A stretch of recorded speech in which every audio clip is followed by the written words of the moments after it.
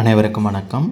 இந்த வீடியோவில் யூபிஎஸ்சி 2025 கேட்கப்பட்ட கேள்வியை தான் பார்க்குறோம். பாலிட்டி. இப்போது யூபிஎஸ்சியை பொறுத்த வரைக்கும் நம்ம சேனல்லையும் நம்ம சொல்லிக்கிட்டு இருக்கோம் ஒவ்வொரு வீடியோலையும் எப்படி பிஒய்க்யூவை படிக்கணும் அப்படின்ட்டு. ஃபஸ்ட்டு நீங்கள் படிக்க வேண்டியது என்னென்னா, which of the following statements given above is are correct.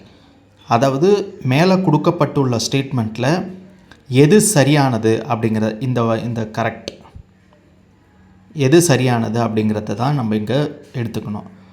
First என்ன சொல்லியிருக்காங்க, consider the following statement with regard to pardoning power of the president. அதாவது பிரசிடெண்ட்டுக்கு பார்டனிங் பவர், அதாவது மன்னிப்புக்கு, பார்டனிங்னா என்னென்னா மன்னிப்பு கொடுக்கக்கூடிய பவர் இருக்குது அண்டர் ஆர்டிக்கல் 72. இதில் நிறைய விஷயங்கள் இருக்குது.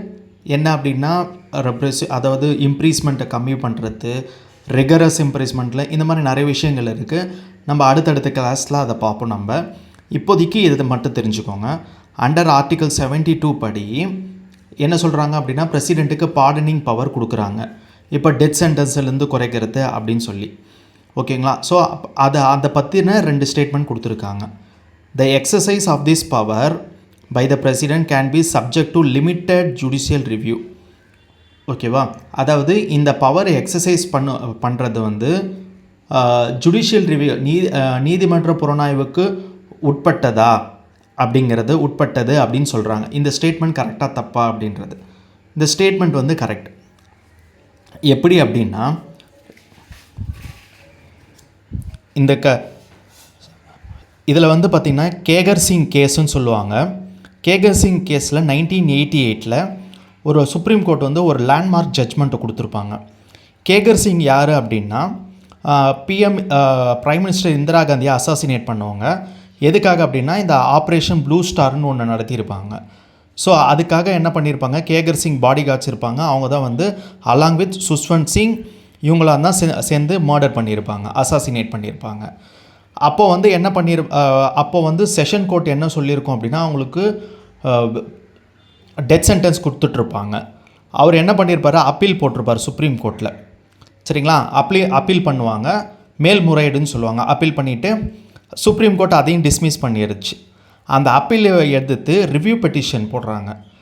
ரிவ்யூ பெட்டிஷனையும் சுப்ரீம் கோர்ட் என்ன பண்ணுது அப்படின்னா, செப்டம்பர் 7, 1988 சுப்ரீம் கோர்ட் என்ன பண்ணிடுது, அதையும் ரிவ்யூ பெட்டிஷனையும் டிஸ்மிஸ் பண்ணிடுது. அப்புறம் கேகர் சிங்கோட சன் என்ன பண்ணுறாரு அப்படின்னு பார்த்தீங்கன்னா, பிரசிடெண்ட்டுக்கு பார்டனிங், அதாவது மன்னிப்புன்னு ஒரு இது இருக்குது இல்லையா, அதை வச்சு என்ன பண்ணுறாங்க, பெட்டிஷன் போடுறாங்க, இந்த மாதிரி மன்னிப்பு கொடுங்க அப்படின்ற மாதிரி அண்டர் ஆர்டிக்கல் 72. அப்போ தான் சுப்ரீம் கோர்ட் என்ன பண்ணோம் அப்படின்னா, இப்போ ஏஜே பேரறிவாளன் கேஸில் கூட பாருங்கள், சுப்ரீம் கோர்ட்டுக்கு பார்டனிங் பவர் கேட்டிருப்பாங்க, மன்னிப்பு பெட்டிஷன் போட்டிருப்பாங்க. சரிங்களா. அந்த மாதிரி தான் இந்த விஷயத்துக்கு டெத் சென்டென்ஸ் கொடுத்ததுக்கும் இப்போ கேகர் சிங்கோட சன் என்ன பண்ணியிருக்காரு, பெட்டிஷன் போட்டிருக்காரு பிரசிடெண்ட்டுக்கிட்ட.